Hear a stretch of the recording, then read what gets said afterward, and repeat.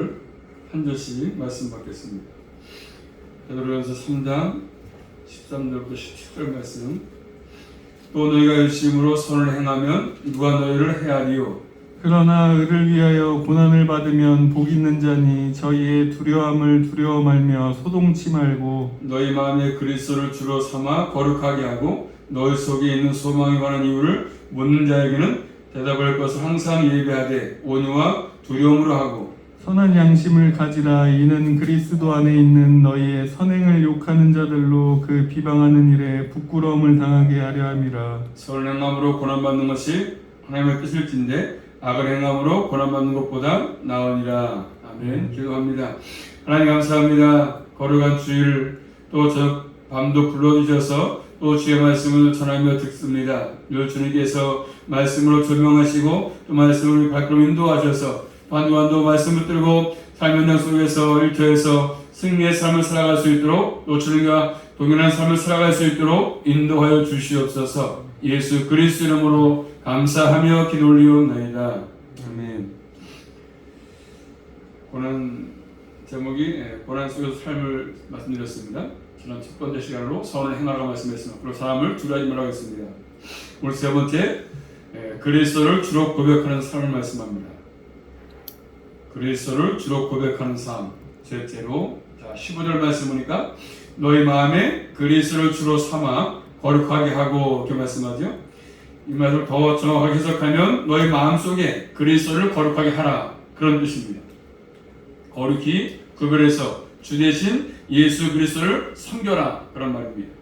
그리스도의 주 대심을 인정하는 삶을 살라고 말씀하십니다.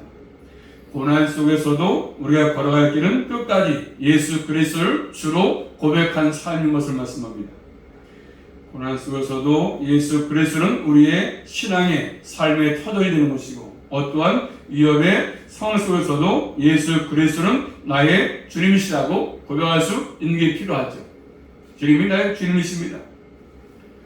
직장에서도 마찬가지죠. 또 이웃 사람에게도 또 삶 현장에서 마찬가지고 집에서도 마찬가지고 이런 고백이 분명합니다. 이외의 상은 없는 것이죠. 어떤 상황에 처했다 할지라도 예수님은 나의 주이심을 고백하는 게 필요합니다. 나의 주라고 나의 구원자라고 고백하는 것이죠.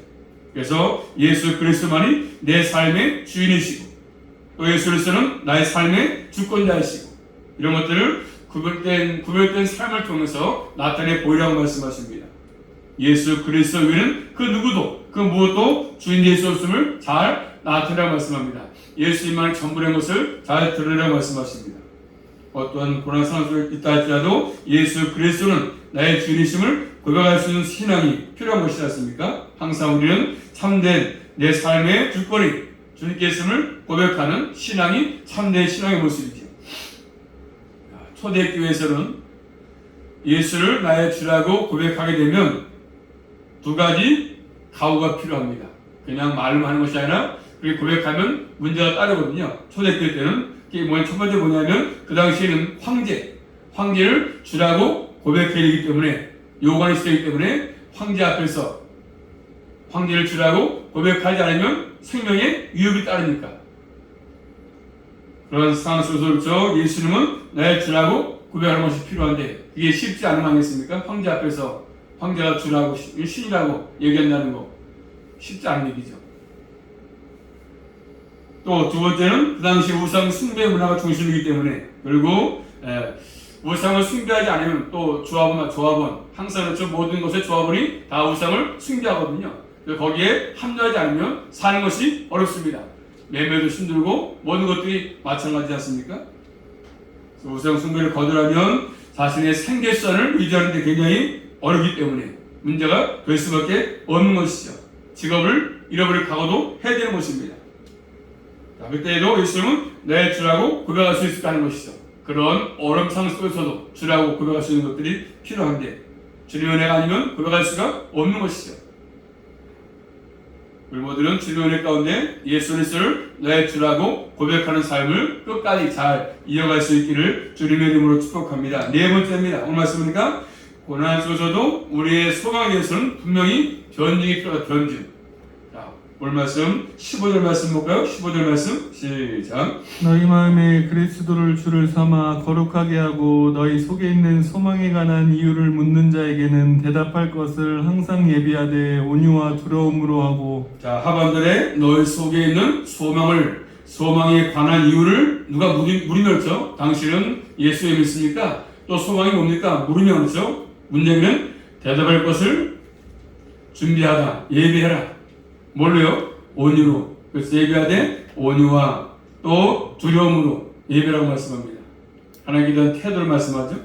사람에 대한 태도. 그래서 완악한 사람들이 물어볼 때 왜 예수 믿는지 또 소망이 뭔지 물어볼 때 입을 열어서 대답할 말을 예비하고 있어라. 물어보면 얘기해줘라. 그런 말이다 쉽게요. 대답할 것을 항상 예비해라. 준비하는 삶이라고 말씀합니다. 천국이 있는지 지옥이 있는지 물어본다면 그렇죠? 확실하게 말할 수 있는 것들이 필요하죠. 또 우리가 왜 이렇게 사는지, 세상 사람과 다른 삶을 사니까 어떠한 소망이 있기에 그렇게 사냐고 물어본다면 할 말이 있었다는 것입니다. 끝까지 주라고 고백할 수 있는가 물어본다면서 그런 것들, 대답할 수 있는 것들이 필요합니다. 왜 예수 믿는지, 왜 교회 나오는지를 물어본다면 말할 수 있는 것들이 필요하죠. 한마디 저 말도 못하고 왜 예수 믿는지, 소망이 뭔지, 천국이 있는지 모르고 그러면 되겠습니까? 그들에게 안 되죠. 항상 예비했다가 그들에게 물어본다면 대답할 말이 있었다는 것입니다. 명확하게 답을 주는 것이죠. 그것이 거기에는 우리의 삶이 바탕이 되립니다. 삶이 엉망이면 그들이 듣지 안 믿습니다. 자, 그러므로 항상 변증하라 말씀하죠. 항상 예비했다가 물어보면 얘기해줘라. 대답을 해줘라. 이렇게 말씀합니다. 5번째입니다. 16절 말씀 보시면 16절 말씀 시작. 선한 양심을 가지라. 이는 그리스도 안에 있는 너희의 선행을 욕하는 자들로 그 비방하는 일에 부끄러움을 당하게 하려 함이라. 자, 5번째로 선한 양심을 가지라고 말씀. 선한 양심. 이 선하다는 말은 하나님의 마음에 일치하다 그런 의미를 갖고 있습니다. 하나님의 마음에 일치하는 마음. 이 선한 양심은 거듭난 사람이 가지는 것이죠. 중사하지 못하면 가질 수 없는 성품입니다. 선한 양심은 하나님께서 원하시는 것을 따르는 것이거든요. 하나님 원하신 대로 순종하며 따르는 것이 양심적인 것입니다. 양심의 기준은 하나님의 법이죠. 그래서 이 양심은 하나님 우리 안에 주신 하나님의 목소리라 어떤 학자는 말을 했습니다. 또 양심은 누군가 보고 있다는 의식이죠.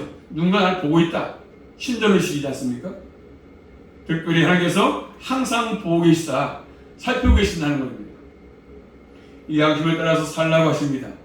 또 사도 바울도 사도행전 찾아볼까요? 사도행전 24장 16절 말씀 보시면 항상 하나님께 보고 계신다. 의식 가지고 살고 양심을 따라 살아야 되는 것인데 사도 바울도 사도행전 24장 16절 말씀을 고백합니다.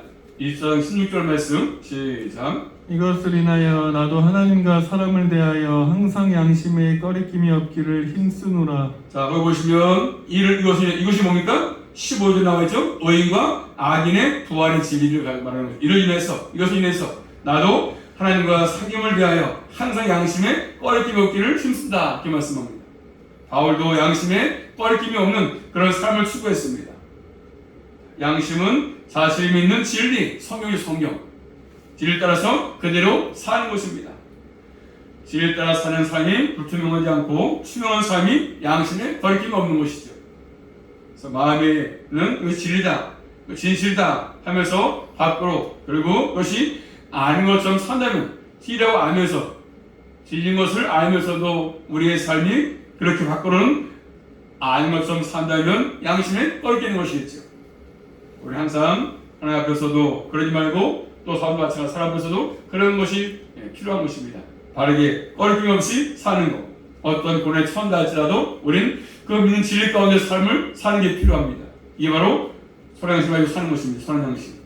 우리 모두는 주님 앞에서 또 세상 앞에서 선한 양심을 가지고 일생을 살아갈 수 있기를 주의 이름으로 축복합니다. 또 디모데전서만 찾아보시면 디모데전서 4장 2절 말씀 보시면 디모데전서 4장 2절 디모데전서 4장 2절 말씀 디모데전서 4장 2절 말씀 시작. 자기 양심이 화인 맞아서 외식함으로 거짓말하는 자들이라. 아니면 자기 양심이 화에 맞아서 그렇죠. 외식함으로 거짓말하는 자들이라는 말씀. 거짓말, 외식함으로 양심이 화에 맞으니까 거짓말하는 거죠. 실제로 그렇지 않음에도 불구하고 양심에 화에 맞았다. 이것은 양심이 불타버렸다는 뜻이나 불타버렸다는 것입니다.